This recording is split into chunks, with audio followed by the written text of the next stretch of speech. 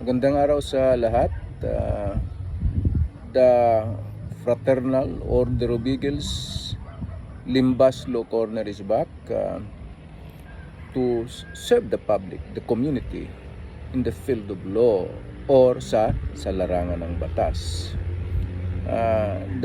This topic is about the issue on whether is it proper for the complainant before the barangay to say that there is probable cause against the respondent for the purpose of filing a criminal information in court, and there is probable cause for the court to issue a warrant of arrest. Well, last night dito nakausap ko yung isang nangungonsulta sa the Fraternal Order of Eagles Limbas Law Corner na before the barangay, the complainant told him that meron ng probable cause yan para maisampa sa korte, and meron din probable cause yan para mag-issue ng warrant of arrest. Well, is it proper? And the barangay simply smiled and simply nodded. The barangay officials, the lupon. Well, tama ba ito? Of course, the answer is no. At hindi nga dapat pag-usapan yan sa barangay level. Kasi sa barangay, ang pag-uusapan ay paano magkasundo itong mga magkatunggali. Pangiti-ngiti pa itong lupon ng barangay. My goodness. Kawawa itong mga tao na bibiktima. Kaya nataranta, consulted the Limbas Law Corner. Ang merong power and authority to determine whether or not there is a probable cause for the filing of a criminal action or information in court is the prosecutors. The prosecutors of the National Prosecution Service of the Department of Justice after a preliminary investigation, meaning to say after the parties, the complainant and the respondent, are given the opportunity to present their side by way of what?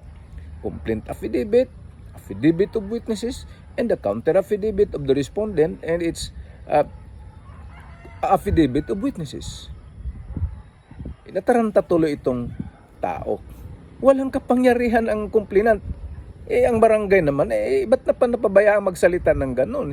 And dapat ang sa barangay pinag-uusapan o paano magkasundo. Ito.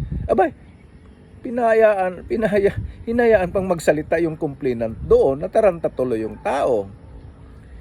And about the warrant of arrest, nako, only the courts can issue a warrant of arrest. Only the courts, once an information is filed in court, that can determine whether or not there is probable cause for the issuance of a warrant of arrest. Hindi yung complainant, hindi rin yung barangay. Hindi naman nagsalita ang barangay na may warrant. Pero patango-tango lang daw, ngiti-ngiti lang. Barangay. Baka hindi rin alam ng barangay. Kaya minsan pinagbibintangan itong barangay na baka kakampi sa complainant. Ang barangay walang dapat kinakampihan. Uulitin ko, itong complainant, walang authority, walang kapangyarihan, magsasabi na, merong probable cause para masampahan ka ng kaso. Merong probable cause, may warrant na, magwa-warrant na yan. Ang tao tuloy na hindi nakakaalam, natataranta. And that is why we here in the Limbas Eagles Club in Antipolo City, Rizal, we are here to render service in the field of law. Maibsan man lamang ang mga problema ng ating sambayanang Pilipino sa tungkol sa batas. Kaya kagabi natawa na lang yung babae. Sabi ko, hayaan mo na. Wala tayong magawa. Yun ang sinasabi niya, hayaan nyo na. Pero hindi naman siyang magsasabi merong probable cause. Kung hindi, ang prosecutor lang, and eventually the judge. Once a case, an information is filed, si judge lang, fiscal, unang-una yung fiscal or prosecutor, and eventually the judge.